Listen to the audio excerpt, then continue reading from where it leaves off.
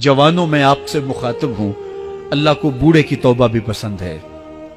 अल्लाह को हर एक शख्स की तौबा पसंद है, लेकिन ये बात जहन में रखो कि मेरे अल्लाह को जवान की तौबा बहुत ज्यादा पसंद है। मेरे और आपके आका मौला ने फरमाया आना हबीबुल्लाह, मैं अल्लाह का हबीब हूं। कितना बड़ा एजाज है जो मेरे हुजूर का है। लेकिन एक दूसरे मुकाम पे इरशाद फरमाया अशाबुत ताइबु हबीबुल्लाह, सुन लो जो जवान जवानी में तौबा करे वो भी अल्लाह का हबीब है। वो जवान जिसने अपनी जवानी अल्लाह की याद में गुजारी, अल्लाह के जिक्र में गुजारी। जवानों, इबादत की लज्जत भी जवानी में है। अगरचे जवानी मस्तानी होती है, जरा इस मस्तानी जवानी को तहज्जुद के मुसल्ले पे लाके देखो, क्या मस्ती चढ़ती है सजदों के अंदर, क्या लुत्फ है कयाम के अंदर, क्या सुकून है रुकू के अंदर। इस जवानी को मालिक की चौखट पे लाओ, फिर देखना कि ये जवानी कितनी लज्जत आफरी होती है। और इस जवानी के बदले में अल्लाह ताला तुम्हें क्या क्या अता फरमाता है। वराजुलुन कल्बहु मुअल्लकुम बिल मसाजिद, वो आदमी जिसका दिल मस्जिद के साथ वाबस्ता होता है। अल्लाह के घर की तामीर, अल्लाह के घर की तज़ईन, अल्लाह के घर की सफाई सुथराई, अल्लाह के घर की आबादकारी, अल्लाह के घर की हाजिरी, ये उसकी जिंदगी का मशगला है।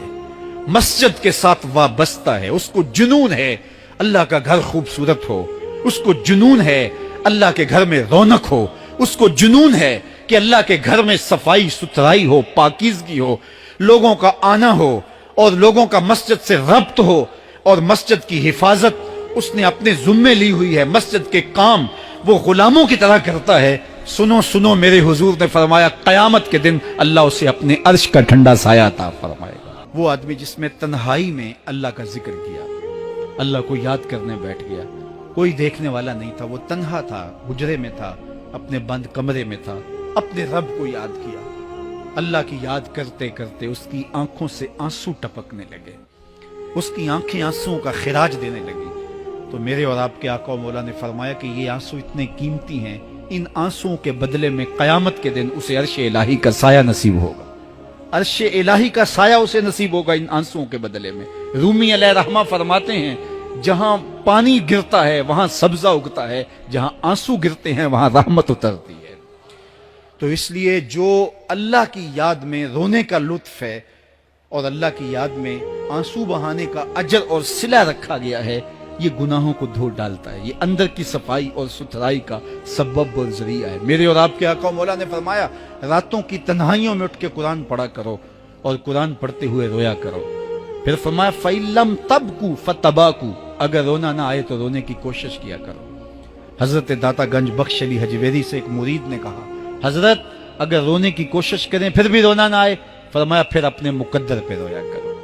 तुम इतने संग दिल हो गए हो कि तुम्हारी आंखें आंसुओं का खिराज नहीं देती। जो रोना नहीं जानता वो अल्लाह की रहमतों को और अल्लाह की करम नवाजियों को कैसे समेट पाएगा।